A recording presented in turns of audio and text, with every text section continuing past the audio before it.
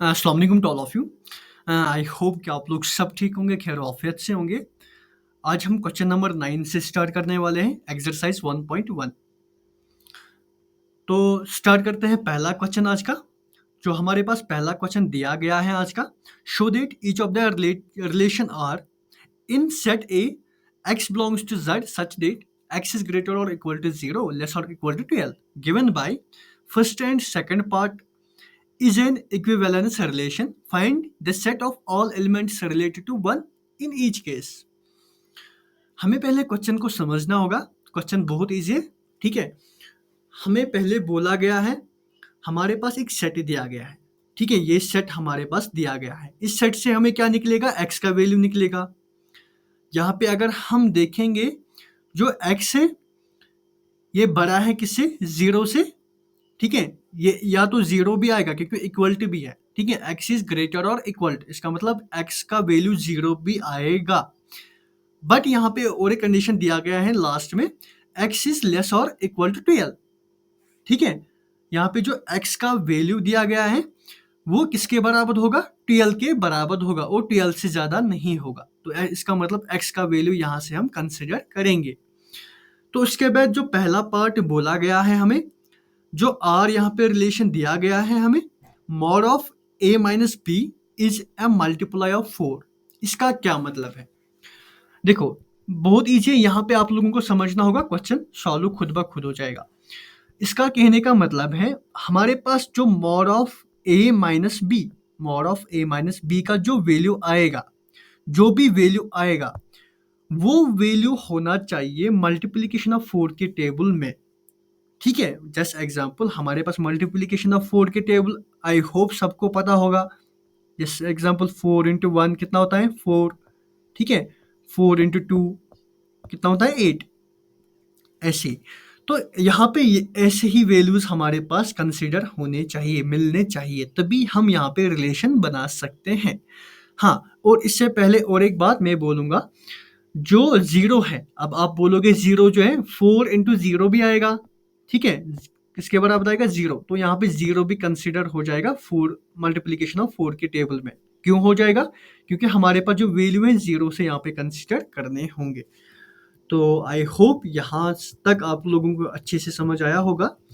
उसके बाद हमें, जैसे हम करते आए हैं अभी तक, पहले क्या देखना है लास्ट में? हमें यहाँ पे इक्विवेलेंस रिलेशन देखना है लास्ट में। क्या यहाँ पे इक्विवेलेंस रिलेशन में ये आता है कि नहीं आता है, ये भी हम लोगों को देखना है। इक्विवेलेंस रिलेशन आप लोगों को पता होना चाहिए किसको हम कहते हैं, ठीक है। मैंने आप लोगों को बहुत बार पढ़ाया है इक्विवेलेंस रिलेशन। यहाँ पे ये है, ये हमें बोला गया है इक्विवेलेंस रिलेशन यहाँ पे क्या होता है। ये हमें बोलना है कि क्या यहाँ पे इक्विवेलेंस रिलेशन है, ये दो पार्ट की नहीं है। इक्विवेलेंस रिलेशन वो रिलेशन होती है जहाँ पे हमें रिफ्लेक्सिव, सिमेट्रिक और ट्रांजिटिव तीनों के तीनों सेटिस्फाई होंगे, उसको हम इक्विवेलेंस रिलेशन कहते हैं। और उसके बाद हमें निकालना है find the set of all elements related to one. यहाँ पे ऑल एलिमेंट्स का हमें सेट निकालना है रिलेटेड टू वन। ये कैसे हम निकालेंगे? चलो स्टार्ट करते हैं सॉल्यूशन से, ठीक है। तो मैं यहाँ पे लिखूंगा सॉल्यूशन, जो हमारे पास गिवन दिया गया है ये टर्म, इसको मैं लिखूंगा यहाँ पे a equal x belongs to z such that जो x है ये ग्रेटर और इक्वल टू 0 है बट लेस और इक्वल टू 12 है, ठीक है। ये हमारे पास गिवन दिया गया है।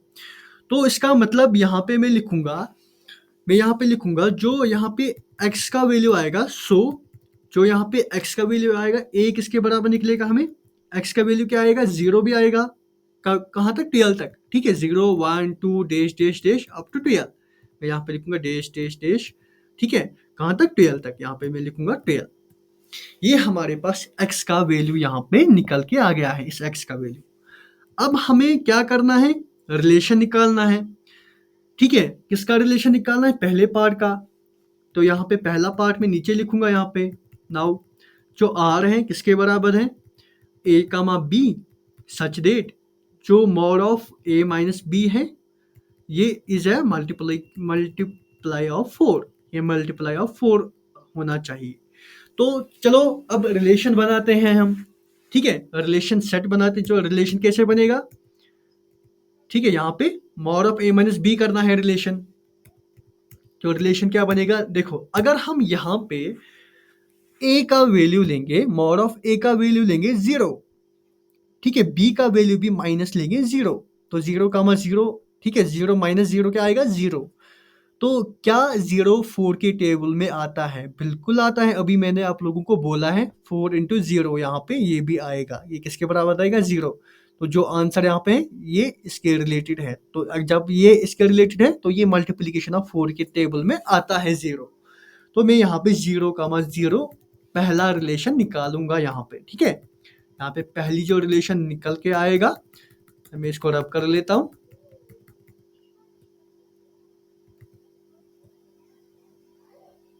मैं यहाँ पे लिखूंगा 0 कामा 0 और उसके बाद क्या आएगा, 1 कामा 1 भी आएगा।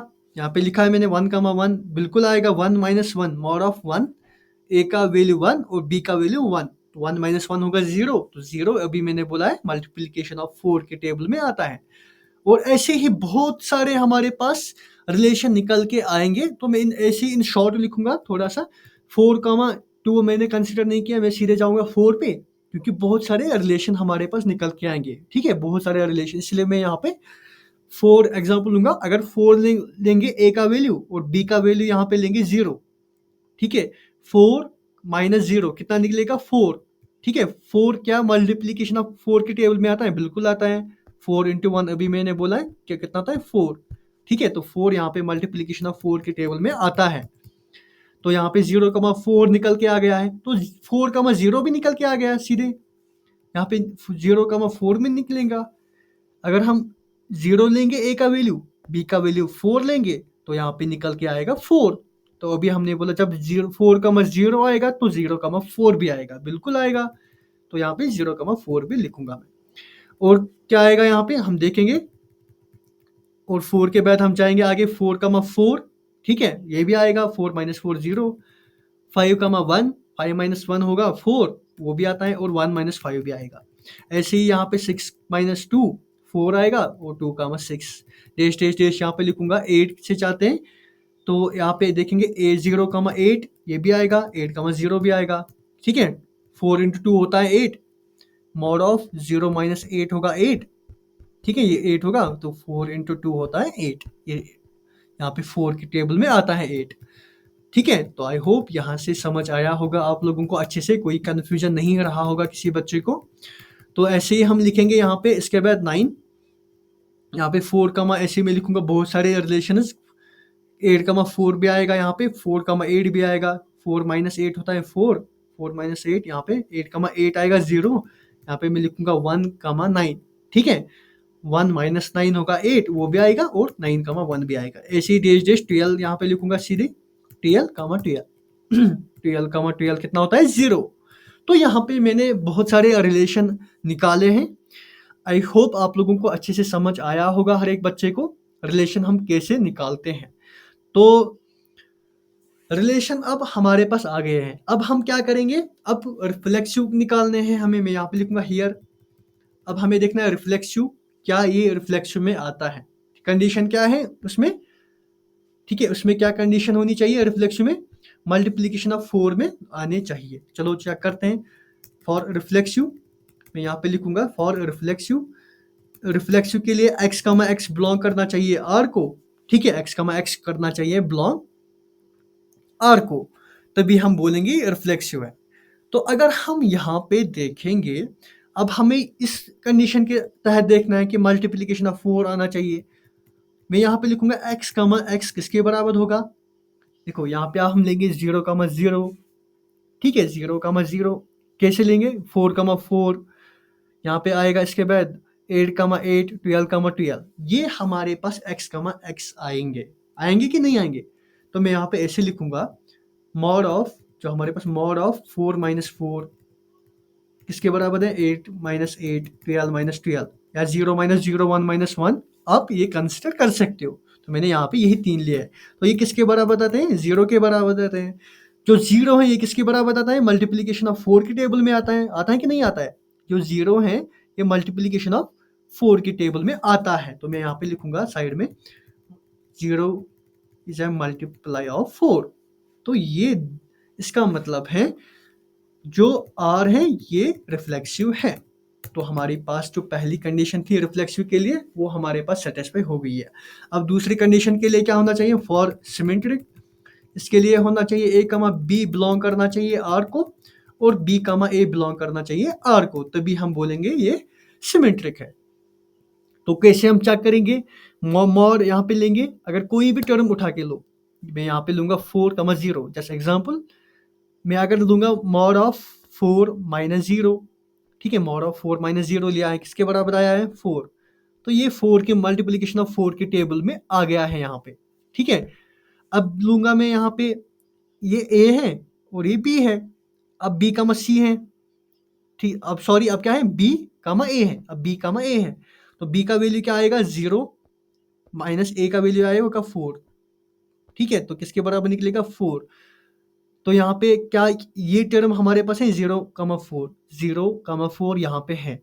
तो इसका मतलब A कमा B बिलोंग करता है R को और B कमा A भी बिलोंग करता है R को, किसमें? मॉड ऑफ A और B में, जो कि हमें निकलता है मल्टीप्लीकेशन ऑफ 4 के टेबल में दोनों। यहाँ पे 4 आंसर हमारे पास आया है, तो 4 के टेबल में दोनों आते हैं। तो इसका मतलब मैं यहाँ पे ऐसे लिखूंगा, जो यहाँ पे सिमेट्रिक है mod of A minus B, और इसको रब कर लेता हूं, मैं यहाँ पे लिखूंगा नीचे mod of A minus B and mod of B minus A, ये दोनों बिलोंग करते हैं किसको?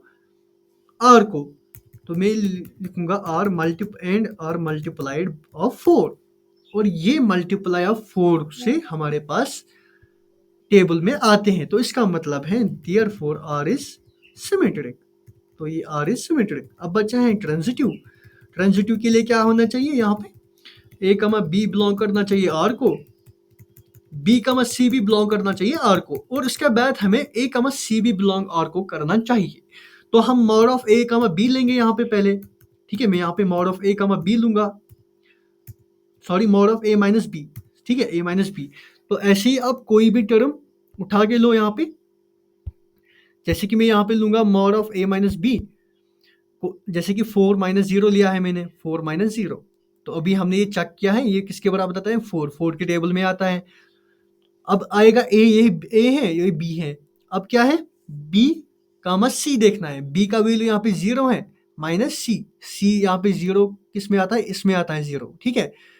तो C का वैल्यू 8 लेंगे हम, मॉड ऑफ 8, ठीक है। तो किसके बराबर निकलेगा? 8 के बराबर निकलेगा। तो 8 भी 4 के टेबल में आता है। अब यहाँ पे ये B है, ये C है। अब यहाँ पे C कामा A आएगा, या A कामा C आएगा। A का वैल्यू क्या है? 4, तो यहाँ पे मैं लिखूंगा A का वैल्यू 4, और यहाँ पे माइनस C का वैल्यू आएगा 8, ये 8, ठीक है, ये 8 आएगा C का वैल्यू। तो 4 माइनस 8 कितना होता है? 4। तो इसका मतलब ये 4 भी हमारे पास मल्टीप्लीकेशन ऑफ 4 के टेबल में आता है। तो ये कंडीशन भी सेटिस्फाई हो गई है यहाँ पे। आई होप ये समझ आया होगा आप लोगों को। Mod of A minus B, ठीक है, and mod of B minus C and mod of A minus C, ये तीनों की तीनों हमारे पास मल्टीप्लीकेशन ऑफ 4 के टेबल में आना चाहिए, जो कि हमने अभी प्रूव किया है, दिखाया है आप लोगों को। मैं इसको रब कर लेता हूँ। तो इसका मतलब यहाँ पे R ट्रांजिटिव निकल के आ गया है। तो मैं यहाँ पे नीचे लिखूंगा mod of A minus B and mod of, ठीक है, mod of A minus B and mod of B minus C, और then mod of A minus C भी यहाँ पे multiplication of R multiplied of 4, ये भी मल्टीप्लीकेशन ऑफ 4 की table में आते हैं। Therefore R is transitive. तो इसका मतलब है R यहाँ पे ट्रांजिटिव है। तो अब हमें बोलना है कि क्या ये इक्विवेलेंस रिलेशन है। इक्विवेलेंस रिलेशन वो रिलेशन होती है जिसमें R जो है, जो सेटिस्फाई हमारे पास कंडीशन होगी, रिफ्लेक्सिव भी, सिमेट्रिक भी और ट्रांजिटिव भी, ठीक है। तो इसका मतलब ये तीनों हमारे पास यहाँ पे आके प्रूव किया है हमने। तो हेंस इसका मतलब R जो है ये इक्विवेलेंस रिलेशन हमारे पास निकल के आ गया है, इक्विवेलेंस रिलेशन, ठीक है। अब आते हैं सेकंड पार्ट पे, ठीक है। सेकंड पार्ट हम देखेंगे यहाँ पे।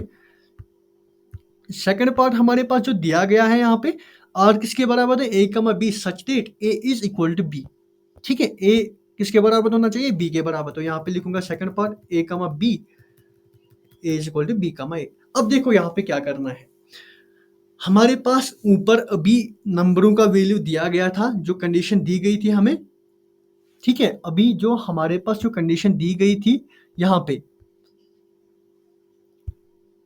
यहाँ पे जो कंडीशन दी गई थी अभी हमें, ये कंडीशन, ये 0 एंड टीएल कंसिडर किया था हमने, बट यहाँ पे हमें जो दूसरा बोला गया है ए कमा बी के रिगार्डिंग दिखाना है। ठीक है, तो हम कैसे दिखाएंगे इसको, देखो हम खुद कंसिडर, यहाँ पे पहली बात हम खुद कंसिडर यहाँ पे करेंगे। तो कैसे कंसिडर करेंगे, मैं यहाँ पे कंसिडर करूंगा, लेट ए किसके बराबर लिया है मैंने, A B C dash dash dash, कहाँ तक आप लोगे आपकी मर्जी रहेगा।